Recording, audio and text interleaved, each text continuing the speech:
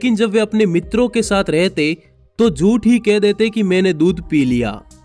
पिता ने जब बालक अश्वत्थामा की अवस्था देखी तो उन्होंने खुद को इसका दोषी माना और वे उसके लिए गाय की व्यवस्था करने हेतु स्थान स्थान पर घूमकर धर्मयुक्त दान के लिए भटके, लेकिन उन्हें कोई भी गाय दान में नहीं मिली। अंत में उन्होंने सोचा क्यों न अपने बचपन के मित्र राजा द्रुपद के पास जाया जाए। वे अपने पुत्र अश्वत्थामा के साथ राजा द्रुपद के राज दरबार में जा पहुंचे। राजा द्रुपद ने द्रोण को अपने दरबार में बहुत अपमानित किया। यह सब कुछ अश्वत्थामा देख रहे थे और तभी उन्होंने अपने पिता से कहा कि पिताजी, गरीबी ऐसा शत्रु है कि जब यह होती है तो शस्त्र शास्त्र के ज्ञाता भी सत्तासीन मदमत व्यक्ति द्वारा अपमानित होते हैं।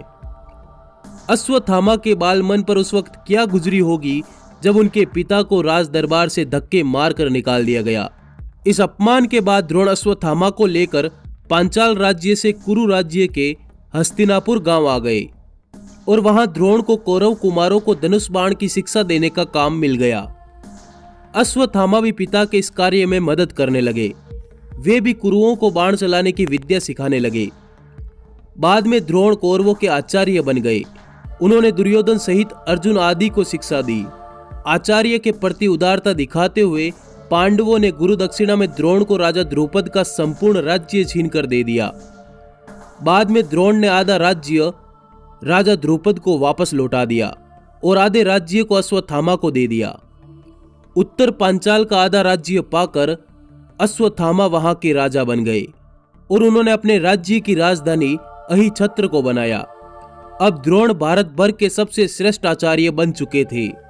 कुरु राज्य में उन्हें भीष्म धृतराष्ट्र से संपूर्ण सम्मान प्राप्त था। अतः अभावों और गरीबी के दिन अब विदा हो चुके थे। अश्वत्थामा जीवन के संघर्ष की आग में तप कर सोना बना था। महान पिता द्रोणाचार्य से उन्होंने धनुर्वेद का ज्ञान प्राप्त किया था। द्रोण ने अश्वत्थामा को धनुर्वेद के सारे रहस्य बता दिए थे। अर्जुन और कर्ण से भी कोई श्रेष्ठ था तो वो सिर्फ अश्वत्थामा था। नारायण अस्त्र एक ऐसा अस्त्र था जिसका ज्ञान द्रोण के अलावा महाभारत के अन्य किसी भी योद्धा के पास नहीं था। यह बहुत ही भयंकर अस्त्र था और इसका ज्ञान द्रोण ने मात्र अश्वत्थामा को ही दिया था। अश्वत्थामा के ब्रह्म तेज, वीरता, शस्त्र ज्ञान और बुद्धिमत्ता के विषय में किसी को कोई संदेह नहीं था।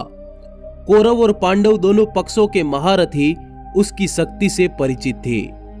अश्वत्थामा जितना बाहुबली योद्धा कौरव पक्ष में कोई और नहीं था। दोस्तों, अश्वत्थामा महाभारत के एक ऐसे योद्धा थे जिन्होंने महाभारत के युद्ध में बड़े बड़े महायोद्धाओं को मार डाला। दोस्तों, इस वीडियो के अगले भाग में हमारे साथ जुड़े रहिए और देखिए कि किस प्रकार अश्वत्थामा ने महाभारत के युद्ध में कोहराम मचा दिया और किस प्रकार परमपिता श्री कृष्ण ने अश्वत्थामा को 6000 सालों तक धरती पर भटकते रहने का श्राप दिया। और आज अश्वत्थामा धरती पर कहाँ रहते हैं, इसके लिए अगले वीडियो में हमारे साथ जुड़े रहिए। दोस्तों, अगर आपको ये वीडियो पसंद आया तो इस वीडियो को लाइक जरूर करें और कमेंट बॉक्स में दूसरे भाग के लिए जरूर लिखिए। धन्यवाद, जुड़े रहिए।